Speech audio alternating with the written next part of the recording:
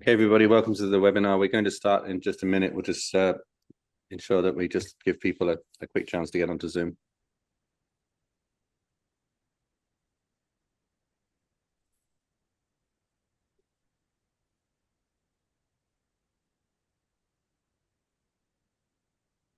Okay, well, we're doing an introduction. So let's get started. Thanks, everybody, for joining us for this webinar about BMC Helix Service Management 25.4.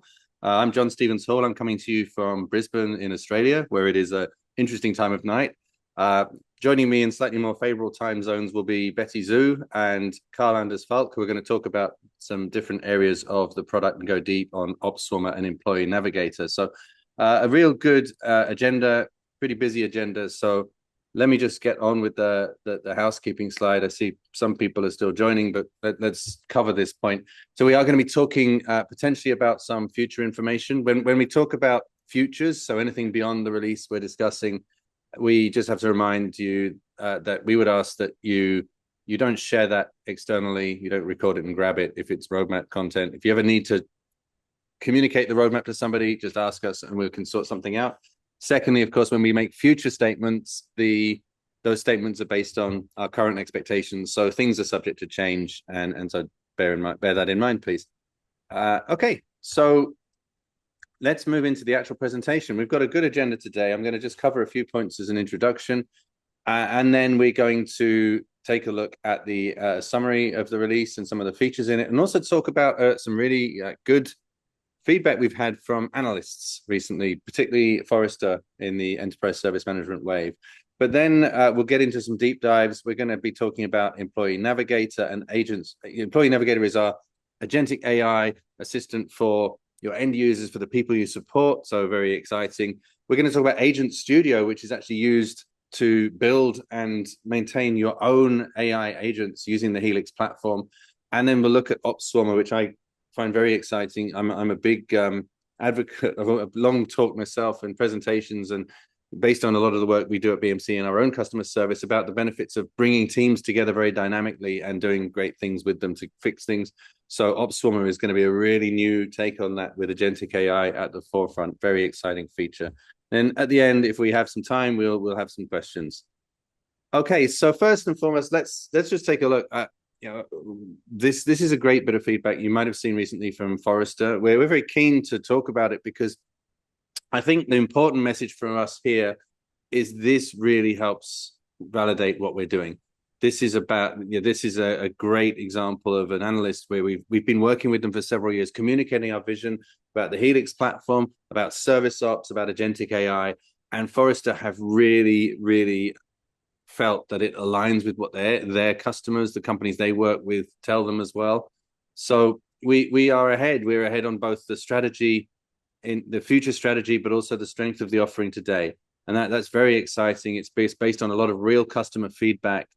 And we wanted to share because I think it underpins the vision we have and the things we're trying to do for you. And of course, the partnerships we have with our customers. You don't get a rating like this if Forrester's customers are not saying, hey, this is a good company to work with. So that's really nice to hear. But getting into the 25.4 release of Helix Service Management, before we get into the features, let's talk about some of that vision. What are we trying to do for you? Well, there's a number of important things that are driving us from the conversations we have with you. Firstly, there's a huge push towards productivity. Obviously, everybody is thinking about AI. There's no denying the fact that it's become this very dominant theme in enterprise IT. There's a lot of different takes on this. Some vendors are strapping GPT-type functions onto old features and calling that an AI agent. It's not. What we're trying to do with Helix is work with these AI tools, but in a way that really differentiates our product for you. So not just commodity stuff that any GPT can do, but bringing the power of the data. We have this incredible discovery platform. We've got this very integrated platform for operations and service management. That means that the best data for AI that you can possibly bring to these use cases is in the Helix platform. And that means if we make the right decisions about what to do with the AI, you're going to get the best out of it. And that's also going to help you deliver great experiences to your employees. That's really critical too. That's the image, the service that you're projecting, you're providing to those employees. That's your key performance indicator, I'd imagine, is how well are you serving them. So we're very focused on that too for you, and doing things like bringing the power of Helix to the places where your people actually are. So Microsoft Teams, we'll see that later with OpsSwarmer and Employee Navigator as an example. And of course, we want to make it a good product to own. So giving you more insights into what's actually going on with the platform, how happy people are, and what is the health of your services. That's a lot of the focus as well of how we're building this out. So some of the kind of the high level things in the BMC Helix Service Management 25.4 release, I'll step through them now, and then we'll get into those deep dives. So firstly, Service Collaborator. This is one of those agentic agents we talk about, which has a deep level of expertise for service management. It is designed to take some of the routine stuff, the mundane stuff, away from your people, automating things like resolution descriptions, assignments, get the ticket to the right people in the first place, but then really empower them with the kind of data they might spend a while hunting around. So it's actually about elevating their decision making, all that stuff that human insight adds that AI can't do, but get your people to the point where they're doing it quicker and they're doing it with better help. And it includes things like this amazing agentic chat feature, which is not just search, but you can use it to interpret and group and plan. Brilliant feature to play with. So that's really useful I would recommend having a look at that if you haven't already. All in a cross-product interface, so it can bring together data from operations data, from knowledge tools, not just the Helix ones, but other tools, getting everything into the context of that user that's resolving something. And that means that we can boost their productivity hugely, get them faster answers, elevate their decision making. Okay, when we're talking about the people that we're supporting, of course, self-service has been a huge driver of efficiency and of customer satisfaction in IT, and beyond that into the lines of business and business workflows. That's one of those areas where it's a Helix Service Management product, but it's focused a lot on non-IT solutions. It's HR, facilities, all the other things across the business. So one of the improvements that have been made in the 5.4 release is about the request process. How can we help people submit requests in the right catalog item? We've all seen enterprise portals where it takes a while to even hunt for the right thing to click to bring up the right questionnaire to fill in the right details, and we don't always get it right. And it's frustrating if you get told, hey, you need to resubmit this with another one. Well, let's make that all go away. What we can do with Service Collaborator behind this is to bring people the right catalog request immediately, based on the context, based on what they're saying. Even with email support, if they've submitted an email, we can reply with 25.4 with an email which automatically has the right link to the right knowledge article. That was an existing feature, but also to the right catalog item, the right questionnaire. So it just gets those people smoothly to where they need to be. Now, obviously, another aspect of self-service, I just mentioned it, getting them the right knowledge article. Well, knowledge is a really multiplying force for productivity as well. If you can create good knowledge and maintain a good knowledge base, then a lot of the time you won't be getting those tickets through to work on in the first place. People are happier because they got the answer, and there's less stuff sitting in queues to work. So in this release, Knowledge Curator, which is another one of our agents that sit already in place, it sits there. It's a great tool for the knowledge management team to help curate the knowledge base. Well, one of the things we're doing now is making sure that it's part of leveling up the quality of knowledge articles. So intrinsic to the knowledge creation process, it will do grammar checks. It will advise on compliance with standard templates. It can also automatically do things like remove, as you see in this screenshot, personal identifying information. So that ensures that the knowledge base is better. It's better quality articles. And that's going to drive, as a trading result, from the moment you create a better article, it's there deflecting more tickets, saving you money, getting your customers answers quicker. Okay, one other agent that's already in place but's getting more and more enhancements is Insight Finder. I love Insight Finder. I used to run a team running these systems myself when I was a customer. I was customer Remedy back in the day. And I had a person on my team whose job it was to produce reports. And he got very good at it, which was a bit of a problem because everybody heard he was good. And he had this constant backlog of ad hoc requests. Insight Finder is a conversational way of getting that data yourself. So all those managers who find out that, in my case, Neil, the reporting person's great at doing reports quickly, well, they can just get their own report by having a conversation with the AI agent. And means the data people can use the same agent to go much deeper. So it's already a very successful feature. In this release, it broadens its scope, so now includes business workflows, CMDB, asset management, work orders. So it's broadening the initial record set from the first releases. It also helps people as you're entering, you're requesting a report. It helps get you to the right kind of interface. So if it's a complex thing you're requesting, it will handle it by going through it in chat. If it's simple, it might be quicker to get you straight to a form, complete the details, produce a report. So it can judge what's the best way of handling this. Conversation is often best, but sometimes you just want to get it done in a simple form. So that makes it easier still to create these dashboards, which then enable people to make better decisions. As part of this as well, the query builder has got more advanced for things like instant prioritization. So you can actually incorporate, it's not just static reports. These are part of decision support. They can interpret data, advise on prioritization and things. Okay. So when we're looking at the outputs for this, by the way, Insight Finder is being improved so you can make better reports yourself, but also the out-of-box reports, the dashboards that come with our product, that's been broadened as well. So there's more things around ITSM, service health, around licensing, storage, net promoter score. So a lot of things that will help give you better reports into things like user satisfaction or the health of a service. This also includes better support for localizing into different languages and exporting and scheduling reports. So again, a big boost to the overall reporting suite.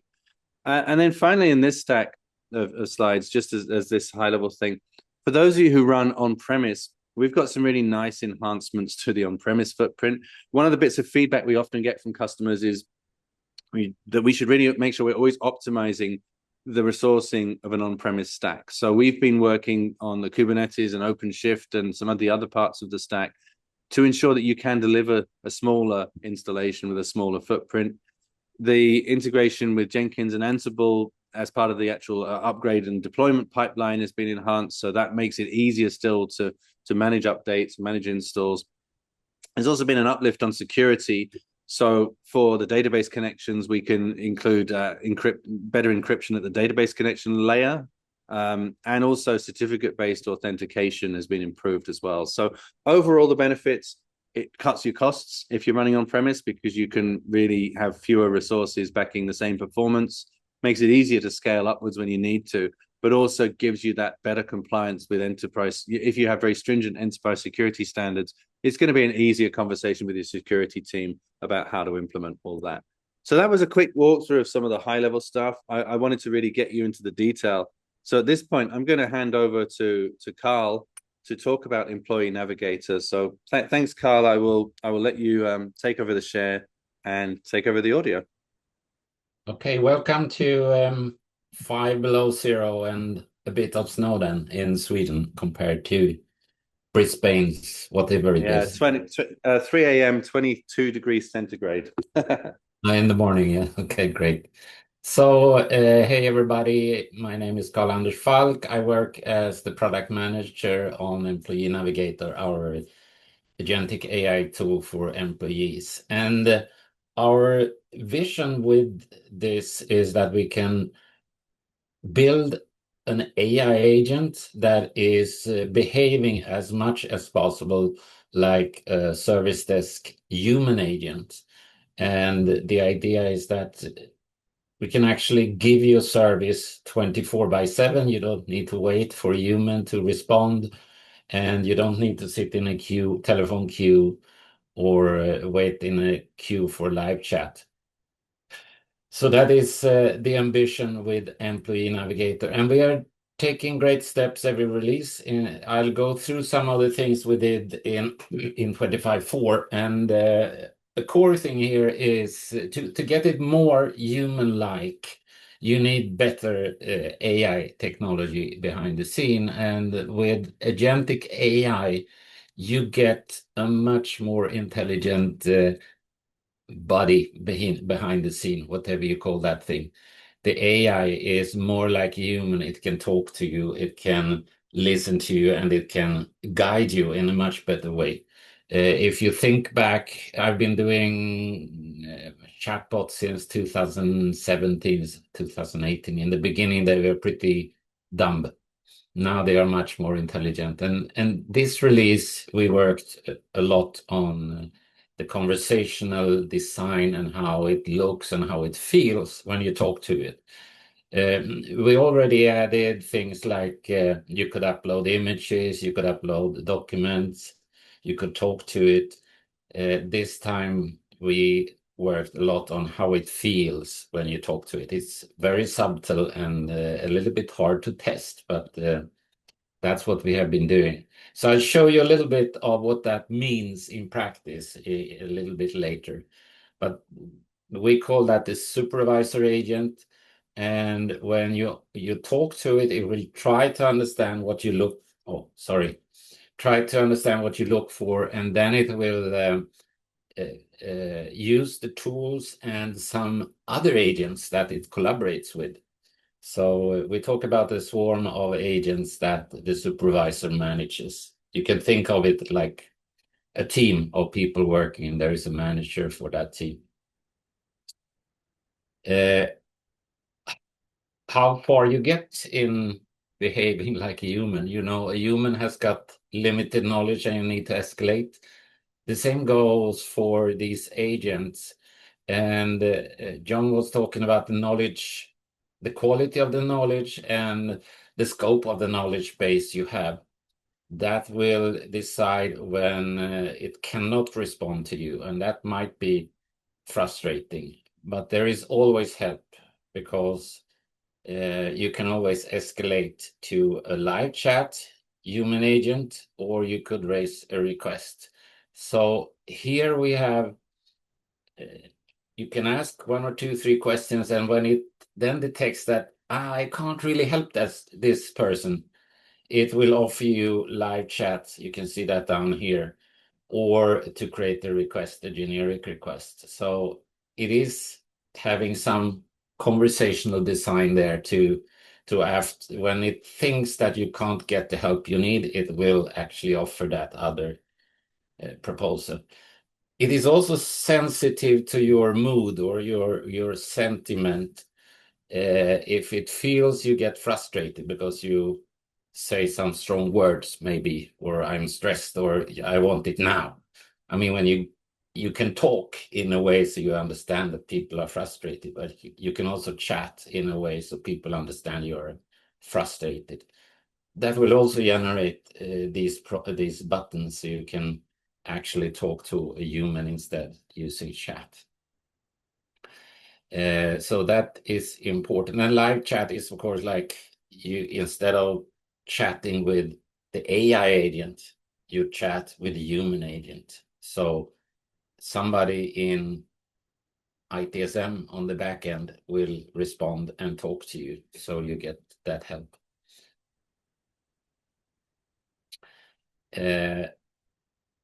Jon also mentioned that wherever you are, we have traditionally provided digital workplace as an app on your laptop or on your mobile, and we have also provided support in Teams, and that we have now added to this supervisor agent, so you can reach the supervisor agent, the Employee Navigator agent, from within Teams. And that means when you chat, when you are in Teams, many of us, at least I do, and many of us in BMC and other companies work in Teams every day, many hours a day. So it's convenient that you can actually get help without switching to another application.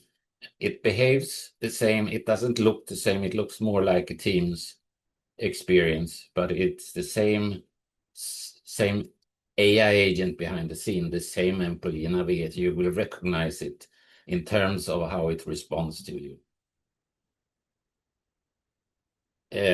One of the things that we added in this release that wasn't there before is a configurable welcome message with configurable buttons down here. So that might sound like not much to consider or much to talk about. The importance of this is that you give the users, the first-time users and the people that are not used to it, a kind of first hint. What can you do with this tool? What can you do with this agent? What does Employee Navigator offer in terms of help? So you can list a number of things here that you think your employees want to start with, and always have a quick button for. So configurable, as many as you like, I would say, depending. You can have multiple pages in Digital Workplace with these different welcome messages for different teams in the organization. Hey, Carl, I don't think you're sharing, by the way. I'm not sure if you intended to. Oh, then I need to go back quickly, right?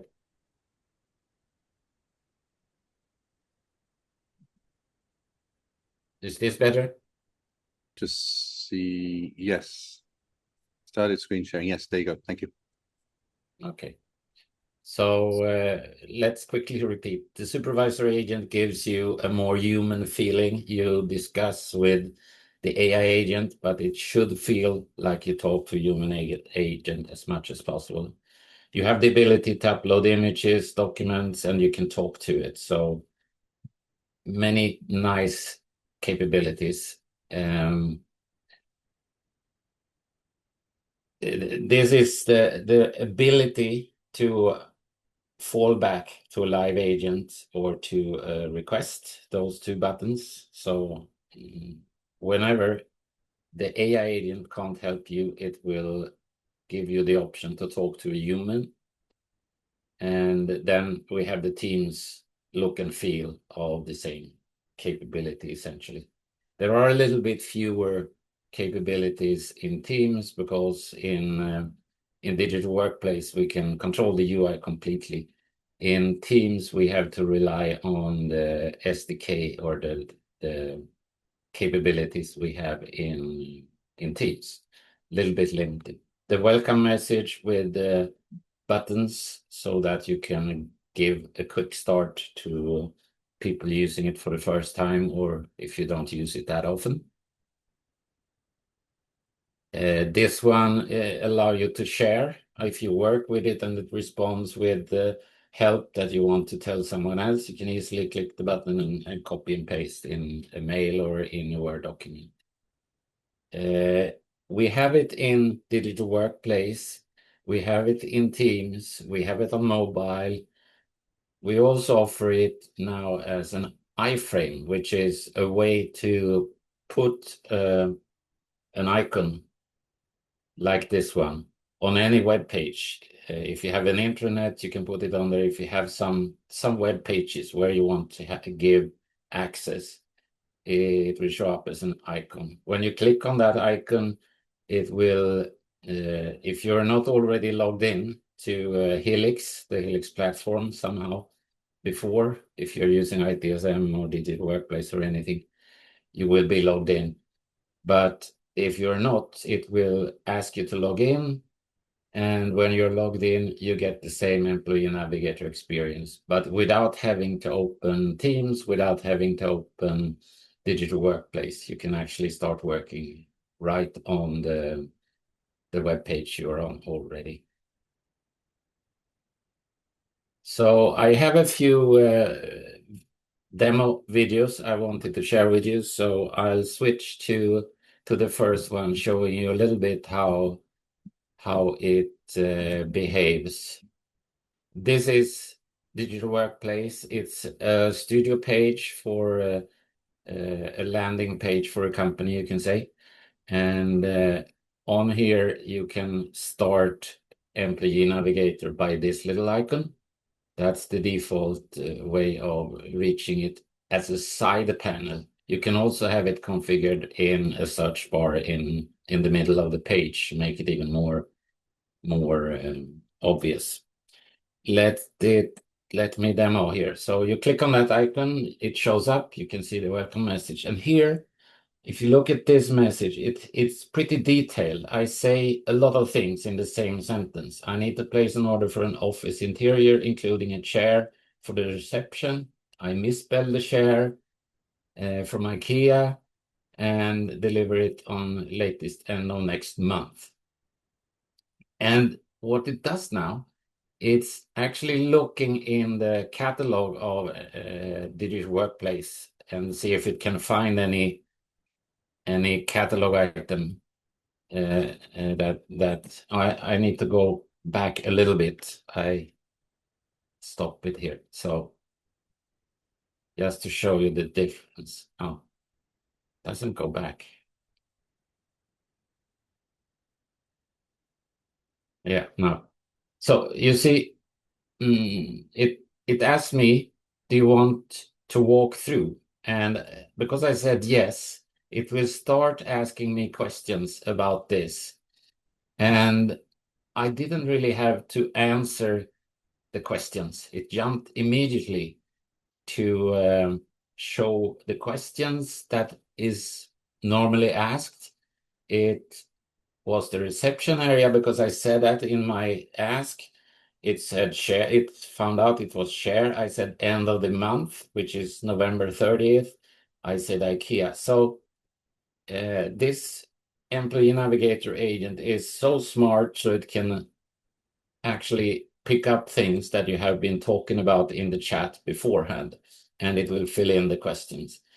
And if you don't want to do that, it will ask the questions as it needs the information. Let's see how that looks.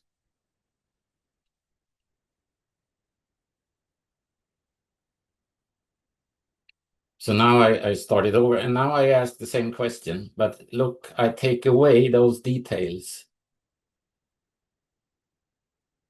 And I will only say I need something for the office interior. And it doesn't know what, of course, because I didn't tell it. So this time it's going to guide me. So this is very similar to how a human behaves. You can actually click on that link. Yeah, I forgot to say that. This is the form that you have to fill in if you go to the form-based interaction. So you see, it's the same questions, it's the same information. You can fill in a form, or you can let the agent ask you the questions and get it done that way. So now I say yes, and it will start asking me the questions because it didn't know.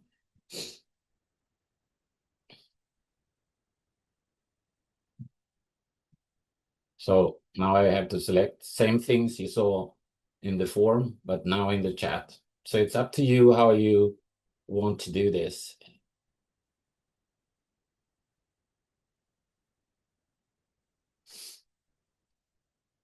Sometimes it's better to go with the form. Sometimes it's better to go with the chat. It depends a little bit on what you want to do. And if you fill everything in a single sentence, it's snappy like this instead of filling in a form. So there are benefits for both, I would say. If it's a complex form, it might be easier to do it on the form on the screen. So now you see it has filled in the same answers essentially. This time because it asked, last time because I gave it the answers already from the beginning. How are we on time? I can do a couple of more. I have another video here. So this is, you see here, we have this, this is a web page we just created to demo this. So it's any web page you can think of. As long as you have access to the HTML code behind the scene, you can add this little floating icon. And when you click on it, you can move it around. Of course, if it's covering something, especially on the mobile, it might be important to be able to move it around. But it goes back to the corner when you refresh the screen. And when you click on that icon, you get Employee Navigator, and you can log in. Or if you're already logged in, it will not ask you this because then it's using the token that the browser is already having. So it knows you have logged in already and it keeps that. So now it looks the same, you can see. And now we have some of the standard things you can do. Show my requests. And instead of typing, you can use those buttons, which is much faster, and you also give the user a hint what they can use it for. So instead of using DWP and look there, you can see the requests that you have. Some of these requests are for you individually. Some of them have collaborators on them, so you can see other users' requests as well. And now I'm asking a question, a how-to question, and that will look up knowledge from the knowledge base. So that is another option you have here, of course. So I'm just giving you a little bit of overview on how things work. And if you click that link, you can verify the answer. You know, if you work with ChatGPT or the other tools, you might not know from where the information is coming. You can't really be sure if it is correct. You need to check that yourself. In our case, we are giving you the links so you can check where it comes from. Here you can see how it is. I'm very vague in my question, and therefore it's asking me more details so it understands. It's always trying to understand. It's very human-like in that sense. If it doesn't understand, it will ask follow-up questions. So now I say I want help to troubleshoot it, and it's trying to find something, but it can't. And then I say I still need more help. I misspelled, as you can see, I'm very bad at typing. And now we get those fallback options. I can raise a general request. And again, because I've been chatting about something already, it's picking that information up when it's generating the request.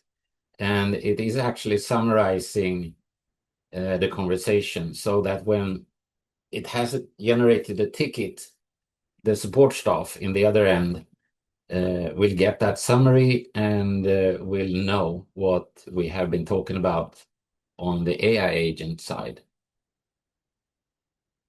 And you can also attach files if you have screenshots you want to share and so on. So it's pretty strong. You can see there it knew that it was about the mobile charger, and I needed help to troubleshoot that because there was no knowledge article. It had to raise a request. And it also summarized what we had been talking about already. So pretty strong. And then I can add comments, and I can also see the details about the request if I want to.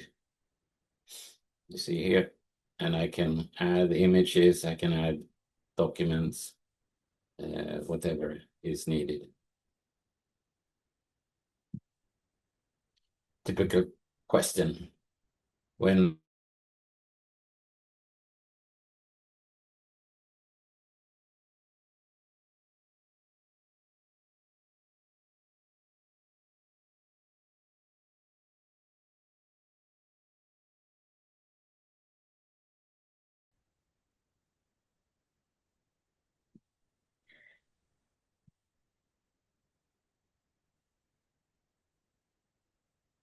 okay.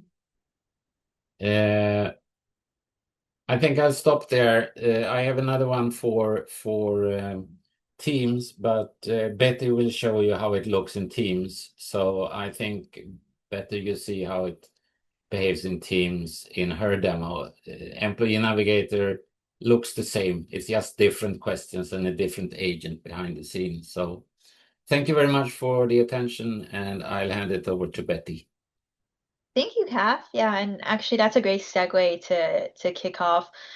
Before we dive into the 25.4 OpsFormer specific features new to you, I wanted to quickly touch on the difference between Employee Navigator and OpsFormer. With the Employee Navigator, it's mostly for your employees, right? Like what Kath was demoing around questions to set up your printer, troubleshooting maybe your mobile. If you have questions around the Canadian vacation policy or maternity policy, Employee Navigator is definitely the right agent. And Employee Navigator has that in-application chat interface within Digital Workplace, your catalog, and plus on top of that, the Microsoft Teams experience. And sorry, just wanted to check. I see Agent Studio on the screen. Kath, do you mind going forward over to the OpsWarmer side? Yeah, thank you.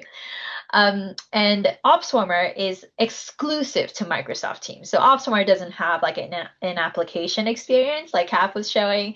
It's a digital assistant that lives in your Microsoft Teams, but also for a different audience. Now, OpsWarmer is mainly for your IT operations folks, your SRE incident managers. So Employee Navigator for employees and employee questions, OpsWarmer more for active incidents that are happening, trying to troubleshoot what the root cause is, give you a best action plan on how to resolve that incident as soon as possible. But the Microsoft Teams experience is very similar. Now let's dive into some of the features. I also have a demo similar to Kath that I'll be walking you through as we kind of look at it together on the screen. But let me walk you through a few slides first, what the new features are. We're adding adaptive cards to incident summaries. So instead of getting like a paragraph of text, with an AI generated summary of what this incident is, plus, its statuses and so on, it's just easier of a view and consumption for your users when it's in an adaptive cards format. Now, this is currently optional. You do have to turn on the adaptive cards for your Microsoft Teams. The reason for that is just this is our first iteration with adaptive cards, and we are seeing a little bit of a delay, not too much, like I would say 6 seconds or so generating the adaptive cards. Of course, we're going to improve that as we go. So, depending on, you can do some testings on your environment as well in Microsoft Teams. If you're seeing that the adaptive cards is taking a little too long to generate for your incident summary, feel free to turn that off. Enhancements are coming. Otherwise, the default right now is it can still get you that incident summary, just maybe not in the adaptive cards format that you see here. Okay. The next 25.4 feature we're releasing is, next slide, enhanced participant recommendation. Now, participant recommendation has been as part of the first release of OpsWarmer since 25.2. So it would recommend you, the right folks within your organization to help with this incident. Of course, you would prompt it like, hey, OpsWarmer, can you recommend some subject matter experts, right? Or who do you recommend to loop into this swarm? Really great for especially your SRE team or incident folks who might be a little newer to the team or organization, right? Like who might not know where to start. So this is kind of a great place to based on past incidents and past contributions from subject matter experts across different teams, right? If it's a network issue, it'll probably recommend maybe some network experts, your database team, and so on. So it can recommend experts based on past contributions of incidents into your this incident that you have with the group chat. The enhancement we made for 25.4 is it also looks at CMDB. So it looks at your CI and services ownerships and may recommend those stakeholders as part of the participant list. You'll see in addition to the names, a reason why OpsWarmer is recommending them to the incident. And also change coordinators and change managers are also now added to the 25.4 enhancement of participant list. All right, next one. We have voice call summary. Now this is, the Teams being the collaboration tool of choice for typically your active incidents, where you have probably a group of SMEs and incident managers trying to kind of talk through resolving an outage or service disruption. You probably would hop on a bridge at some point. And so on the bridge, those chat messages, what you discussed, with the prerequisite that you have to turn on the recording and the transcript, that's how OpsWarmer accesses your information, very similar to Copilot too. It accesses based on your transcripts. That's how it generates kind of this voice bridge summary after your call. And this is just if you can see the screenshot, it's just kind of the subset of the information. You can actually scroll down and we'll see it in the demo in a few minutes.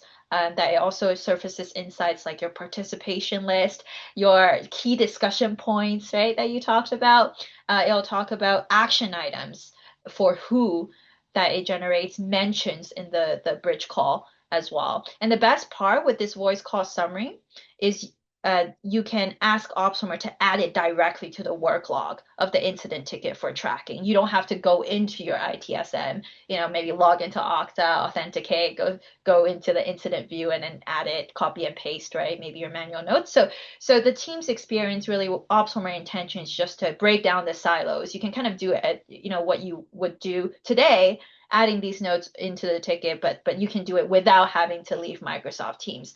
One of the common questions that we typically get is what's the difference with Copilot and OpsWarmer? Well, Copilot, does similar summarization, notes, action items as well, but it doesn't integrate with your ITSM and AI ops system. So the breaking down the silos part with your IT tech stack, that's where OpsWarmer can kind of log notes directly from Microsoft Teams over to your incident ticket. All right, let's move on to the next one. I think just a couple more before we jump into the demo.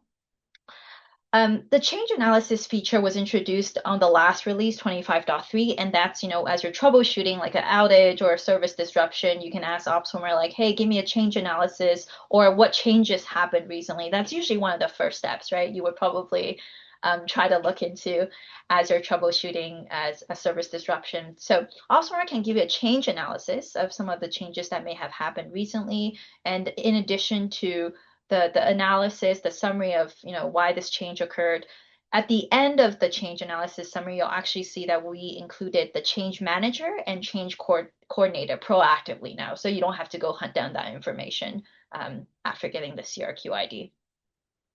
All right, next one.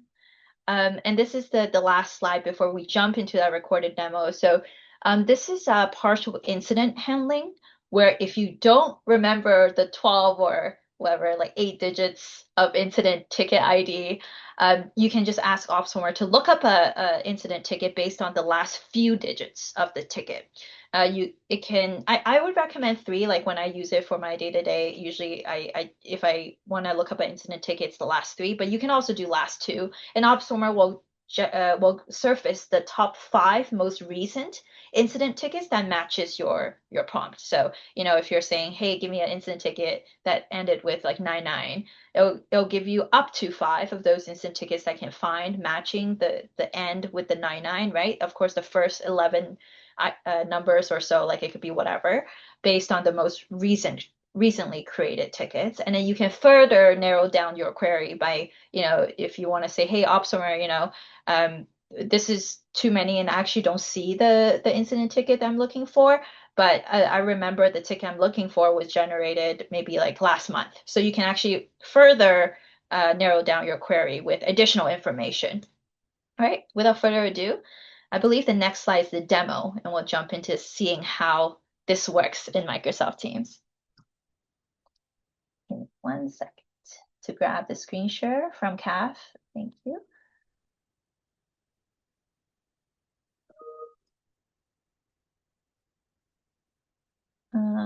Maybe just a quick check. Kath, John, are you able to see my screen with the Microsoft Teams window? Yes. Thank you. Okay, it's either that or my calendar. Okay, so let me start the recording. I'll walk you through. What we have here is an incident group chat generated by OpsWarmer. You'll see the incident ID, ticket name at the top, plus the issue that we're troubleshooting. A nice welcome message after OpsWarmer has looped in the right folks, usually including the incident manager, the communication coordinator, right? You can also add in additional people that you want to kick off the group chat. Now, we'll start with asking OpsWarmer to show me the incident details or ticket details. You can kind of play around with the conversational prompt, and OpsWarmer just fetching that adaptive cards incident summary that we saw earlier.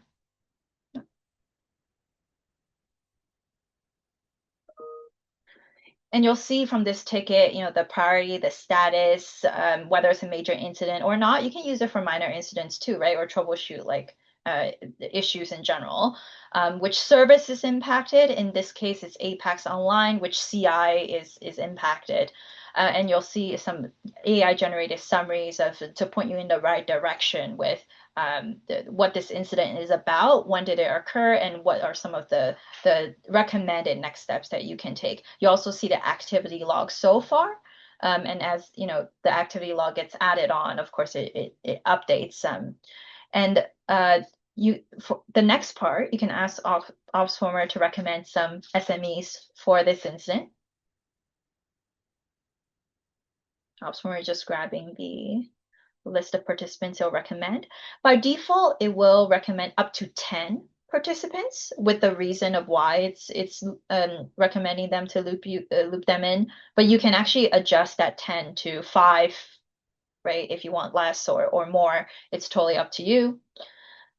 Now let's ask OpsFormer who's available from the service desk support group, and OpsFormer gets the availability on-call schedules, right? If you have X matters or PagerDuty, X matters is what we use internally at BMC. It can get the on-call schedules of your SMEs and service desk as well. So recommended, this individual, Nathan, who's the America's service desk support person. Next, we asked OpsFormer to show me like a situation summary for this incident. And so that's information from our AI ops. You don't have to worry about, where this information is being. Typically without, OpsFormer, you would go into your AI ops, right? Search and find the information, or go into your ITSM to look up the incident information. With OpsFormer on the back end, it's interacting with your existing fleet of agents. So it's just grabbing the information based on your question within Teams. And so OpsFormer here, I paused the video a little bit, but OpsFormer here surfaced the situation summary based on the ID. Now, it also works with your service name. So if you just ask for like Apex Banking Financial, whatever the CI service name can be, it'll also work with that. Our demo environment just doesn't have the best names. So bear that in mind when you're watching this demo. It also surfaced the topology diagram as well. So you can see kind of the services impacted through that simple AI-generated topology diagram based on the incident. Next, we asked OpsFormer to conduct a change analysis, right? If any changes happen that may have caused this disruption. OpsFormer, through the information like the service impact, kind of worked backwards to see what changes may have impacted your service. And there you can see at the very bottom the change manager and change coordinator that proactively surfaces.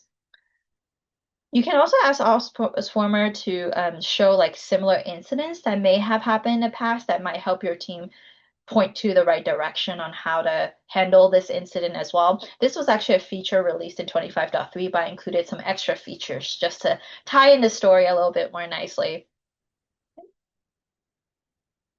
Next, let's ask OpsFormer the partial incident handling. So, hey, give me an incident ending with 100. You can also say, give me the incident ticket 100, and it'll understand what you mean. It'll always look for the last couple of digits. And so it's found 4 in this case, right? It asks you to, which incident would you like to work with? Do you see the incident that you're looking for here? So you can further enhance the query by asking OpsFormer, hey, show me the incidents created in the last month. I didn't use very proper English here, so you'll see OpsFormer not really understand exactly what I said. I said, show me the incidents created in the last month, which wasn't the best kind of use of query.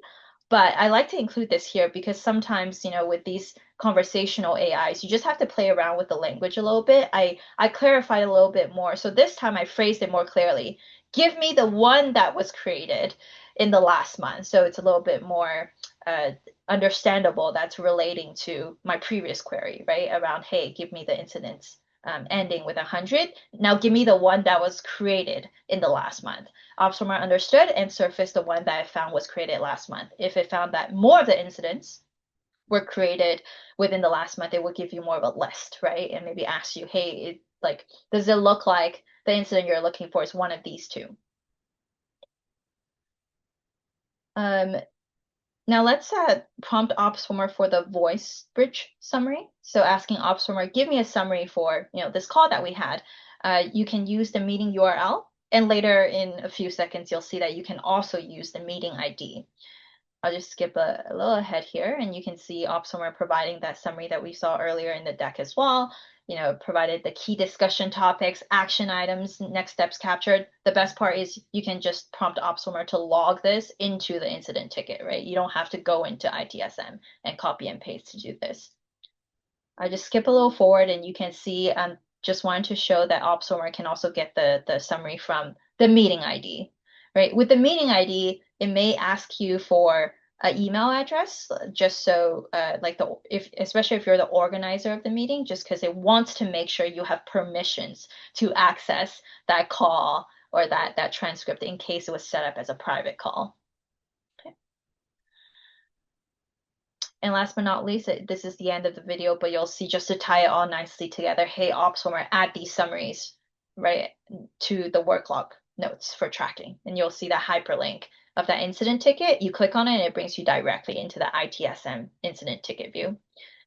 All right, that's the demo. I will pass it over back to John to wrap up this session. John, whenever you want, you can grab the screen share for the questions part. Yeah, great. Thank you very much. While I'm just lining up the right slide, there's a couple of questions in the Q&A you might want to take a look at for text-based answers or verbal answers, because we are at now the Q&A stage. Sorry, I'm just making sure I'm just sharing this with Zoom.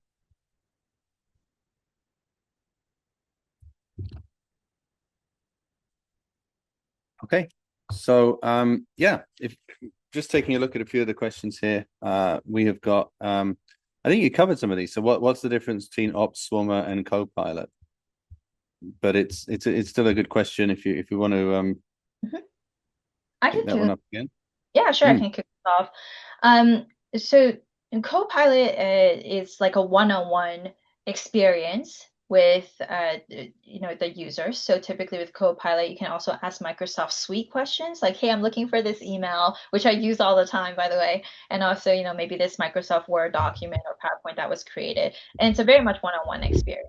Now with OpsSwarmer, it's the primary use case is more for swarming your active incidents, and it has that contextual awareness with your IT systems, like your ITSM, whether it's BMC Helix or ServiceNow, right, and your AI ops system. So it can pull information from your IT tech stack directly, plus execute actions directly in your IT tech stack. Versus Copilot, it's mainly the Microsoft Teams suite that it has context to. And it's also not going to work in a group chat. If you have a swarm going with multiple SMEs, incident managers, right, you can't, like Copilot isn't really the assistant in that setting. Yeah.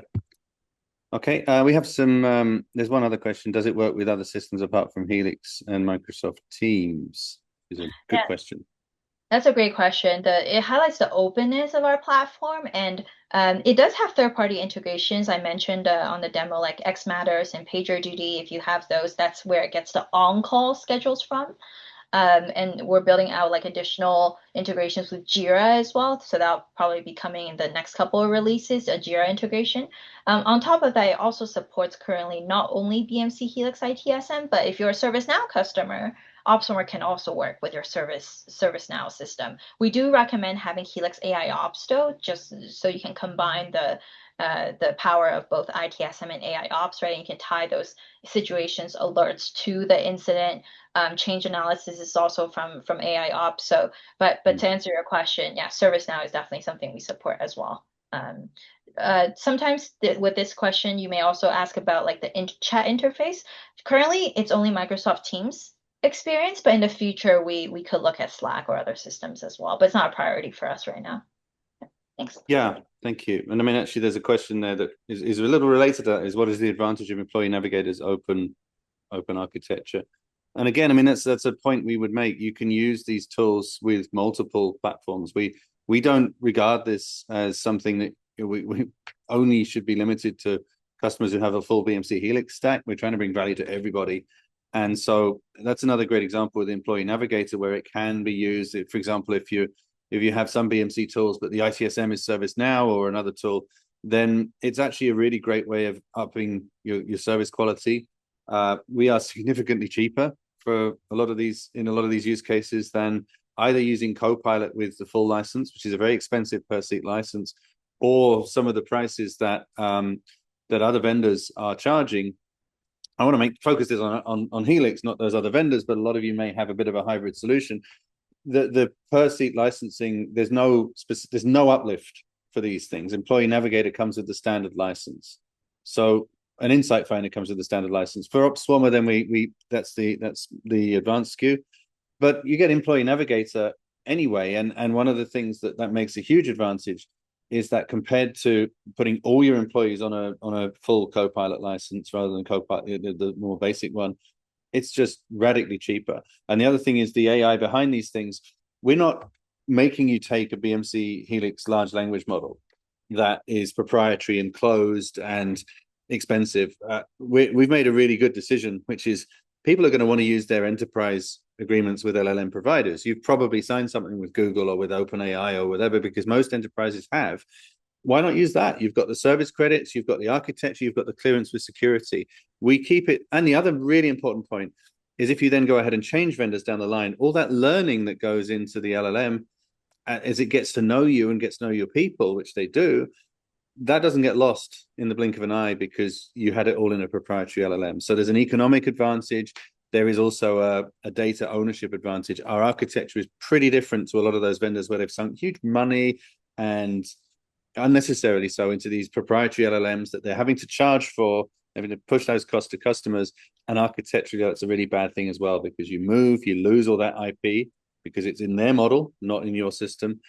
And the other alternative, of course, is if you try and do all this stuff with Copilot or something across the board, well, it doesn't have that integration to your service fulfillment workflows and your ITSM and your AI ops, and we do. So, this is the big economic shift that we feel we can deliver. Okay, so that was many advantages to that openness. It's not just about Employee Navigator, but you've got Employee Navigator if you're on a standard SKU. So why not get it out there and use it? It's very easy to couple with your existing LLMs. It doesn't have a big price uplift like most of the equivalent tools do. You have it in your license. Okay, I think that's majority of the questions. What makes it? Yeah, I think we're good. Yes, so we are pretty much at time anyway. I think now would be a good time to close that off. This webinar will be uploaded to YouTube in the next coming. We usually try and do it in 24 hours or so. We'll see how we go with the weekend. Tight to the weekend for some of us, but we will get this up very, very shortly. I'd like to thank Karl-Anders Falk and Bessie Zhu for coming along and doing these demos, showing you these tools. As I say, I've been John Stevens Hall from Solutions Marketing. So if you ever need to get in touch with me, I'm on LinkedIn, and please, send me a message. And thank you very much for attending. Thanks for your time. It's an exciting release. I hope this is giving you some real insights into just what we can achieve with these very focused, very, very ITSM, ServiceOps, customer-focused AI agents that really go above and beyond just, as I say, what a lot of vendors are claiming, thousands of agents. When you look, they're tiny fragments. They're not really tuned to your people. I hope you see that BMC Helix, we've got this very, very strong vision.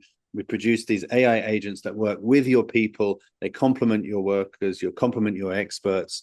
They deliver better service to your customers. It's an exciting time here. And as you saw from the Forrester Wave, we are also getting that recognition from analysts that this is the best strategy for all of you. So thank you very much indeed. We'll close off the call. Have an excellent rest of the week and an excellent weekend, and we will speak to you again soon.